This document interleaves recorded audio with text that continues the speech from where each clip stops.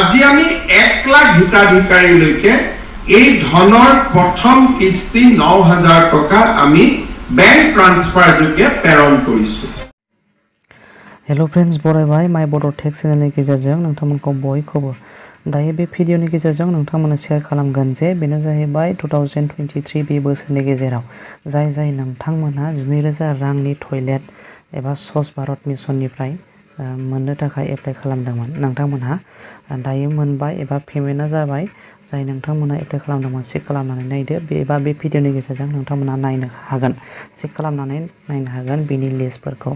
जाय नायाखैमोन नायदो नोंथांमोना, अब्ला बे भिडिअनि गेजेरजों नोंथाङा जायखिजाया मोनसे ब्राउजारखौ लानो हागोन। बेहाय दानिया जोङो टाइप खालामगोन, मा खालामगोन जोङो SBM रिपर्ट, जों बिदि टाइप खालाम, जिखुनु जा SBM स्वच्छ भारत मिशन रिपर्ट, बेखौ जोङो टाइप खालामदो। टाइप खालामखांनायनि उनाव नोंथाङा सार्च खालामोबा जोङो मोनसे इन्टारफेस नुनो मोनगोन। गाहायाव नुनो मोनबाय जे जोङो स्वच्छ भारत मिशन, जों बेबायदि नुनो मोनदों नङा होमबा। जों बेवहाय क्लिक खालामनानै होदो, आरोबाव फिन खनसेबाव बेवहाय जोङो क्लिक खालामबाय। जाय नोंथांमोना हाबदों आरो हाबाखैब्लाबो नोंथांमोना जेबो सिन्था खालामनो नाङा, पेन्डिं जानानै थागोन, नोंथांमोना नुनो मोनगोन। अब्लाबो नोंथांमोना जेबो सिन्था खालामनाङा। जाय आधार कार्डजों लिंक खालामाखैमोन एकाउन्टआव, नोंथांमोना एकाउन्टखौ लिंक खालामखानानै लायोब्लानो पेन्डिं जानानै थादोंब्लाबो हाबनो हागोन। जों बेबायदि मोनसे इन्टारफेस मोनबाय, एबा बेबायदि इन्टारफेस मोनोब्ला जों मा खालामनांगौ, बे आसनिया जाहैबाय SBM 2.0 मोन दे। बेनि माखासे रिपर्ट एबा डाटाखौ जों नायनोसै गाहायाव। बाव नोंथाङा नुनो मोनदों जे हाउस हल्ड्स अफ फेज 2 CSC रिपर्ट्स, जों बेहाय नुदों MR70A। बे MR70A आव नोंथाङा क्लिक खालामनानै होदो, अब्लानो जों बेनि माखासे टेबोलफोरखौ जों नायनानै लानो हागोन। जाय मोननो हादों एबा बबे PCDC एबा बबे ब्लकआव बेसेबां मोनदों, गावबागाव नोंथांमोना गावबागाव भिलेजखौ सेलेक्ट खालामनानै चेक खालामनानै नायदो। जाय नोंथांमोना मोननो गोनां दंमोन एबा सिगाङाव मोनाखैमोन, अब्ला नोंथांमोना चेक खालामनानै नायदो जाय एप्लाइ खालामदों। दायो जों बेवहाय स्टेटखौ सेलेक्ट खालामदो। बेबायदि इन्टारफेस मोनबाय जोङो। बेवहाय मा खालामदो, बेसेबांनाखि एप्लाइ खालामदोंमोन आरो रिजेक्ट जादोंमोन, बेवहाय जोङो पेन्डिं आरो रिजेक्ट बेफोरखौ जों गासैबो नुनो मोनगोन। नाय बेवहाय AN आइलेण्ड बेहाय नुनो मोनदों बेबायदि पेन्डिं जानानै दं गासै। बेनिफ्राय रिजेक्ट 2, ओमफ्राय टटेला जाहैबाय बेसेबांमोन आरोना एप्लाइ जानाय, रिसिभ जानायमोन बेयो। दानिया जों आसामखौ नायगोन। आसामाव टटेल रिसिभ जादों जोंनि एप्लाइआ बेसेबां आरो 20 लाख आरोना। बेनिफ्राय एप्रुभ जादों 16,000ल'। ओमफ्राय रिजेक्टआ जादों 22,291। पेन्डिंआ जादों 18 लाख, नङा होमबा।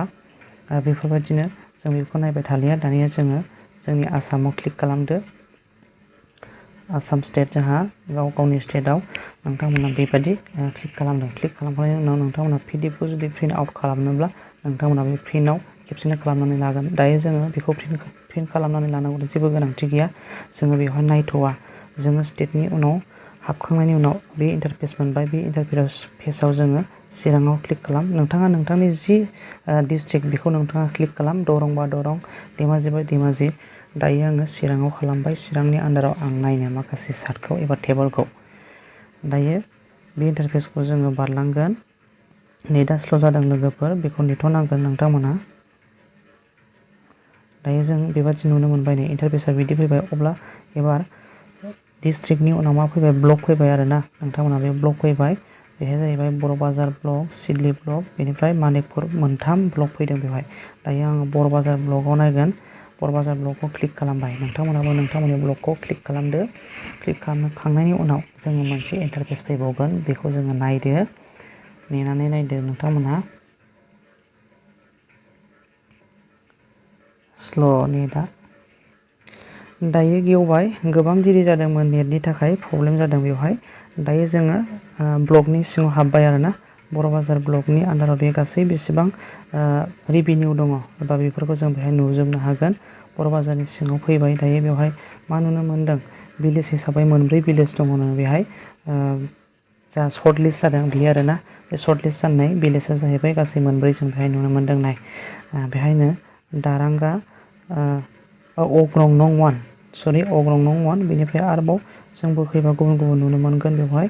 गुबुन गुबुन गामि बेहाय ओंखारगोन आरोना अग्रं फैबाय बेनिफ्राय नै फैबावगोन बिदिनो फैगोन आरो गोबां गामि दङ बेवहाय जोङो नायगोन जिखुनु जा जों नायनोसै बेवहाय एप्लिकेसन आइडि बेनिफ्राय फेमिलि हेड जों बेखौ नायगोन आरोना बेहाय नायदो बर' बाजार ब्लकनि आन्दाराव आलारि पिसिडिसि नो आलारि पिसिडिसि ओमफ्राय गामिया मा जाहैबाय अग्रं नं 1 बेहाय आं नायबाय बेनिफ्राय एप्लिकेसन आइडि बियो बेनिफ्राय फेमिलि हेड सोर गाहाय नामा जाहैबाय बाबुर बेयो जाहैबाय बाबु बहन रय बेयो जाहैबाय असनि मण्डल बेफोरबायदि जों नुनो मोनबाय बेनिफ्राय जोङो मा खालामगोन फादार एन्ड हासबेन्ड नेम जों बेहाय नुनो मोनबाय बेफोरबायदि बेनिफ्राय नोंथांमोना मबाइल नाम्बारबो नुनो मोनगोन बेवहाय बेनिफ्राय जेन्डार मेलनि मुङाव ना फेमेलनि मुङाव बेफोरबायदि बेहाय केटेगरि हिसाबै बिपिएल टाइपआ गोरलैयै मोनग्रोगोन एबा सिगांसिन मोनग्रोगोन दे बेवहाय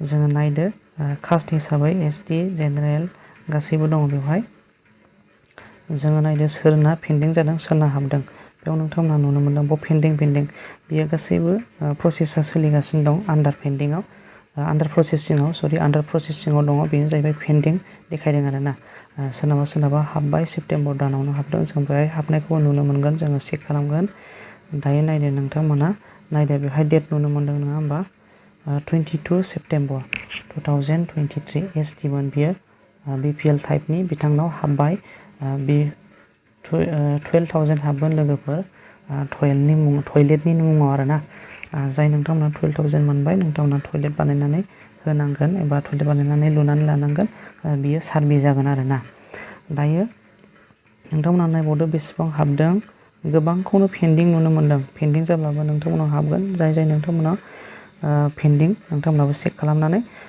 आधार कार्डजों एकाउन्टखौ लिंक जायाखैब्ला नोंथांमोना साफ्रोमबो एकाउन्टखौ लिंक खालामनानै लानो हागोन अब्लानो नोंथांमोना जेबो टेनसन गैया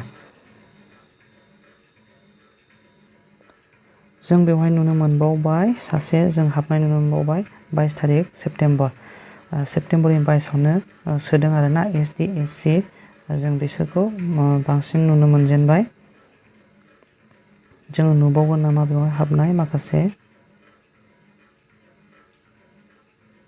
जों बेहाय नुनो मोनबाय गोबां हाबनाय नुबाय बेहाय जों नुनो मोनबाय बेवहाय 22 तारिख साफ्रोमनाबो 22 तारिखआवनो गासैबो हाबजोबदों आरोना 22 तारिखआवनो गासैबो बेहाय मा बिपिएल टाइपनि नङा होमबा बिपिएल टाइपनि गासैबो हाबबाय बेहाय फेमेल गोबाङानो फेमेल दङ बेहाय केन्डिडेटआ फेमेल बेहाय नुनो मोनदों बेयो मेल अब्ला लोगोफोर जों बुजिनो हाबाय जे जोङो माबोरैहाय एसबीएमनि आन्दाराव एबा स्वच्छ भारत मिशननि आन्दाराव नोंथांमोना टयलेट एप्लाइ खालामदोंमोन आरो बे टयलेटनि मुङाव जा फैसा हाबदोंमोन बेखौ नोंथांमोना माबोरैहाय चेक खालामनो आरो बेनि पिडिएफ फाइलखौ जों माबोरै नायनो एबा डाउनलड खालामनानै लानो बेनि माखासे टेकनिकखौ नोंथांमोना मोनबाय निस्सय अब्ला लोगोफोर भिडिअआ बेखिनियानोसैमोन लोगोफोर भिडिअखौ मोजां मोनदोंबा लाइक खालाम साबस्क्राइब खालाम जुदि नोंथाङा चेनेलाव गोदानबा आरो शेयार खालाम हाजासे जाहाथे बयबो मिथिनानै मोनो 1 লাখ শৌচাগাৰ নিৰ্মাণৰ বাবে অনুমোদন দিছিল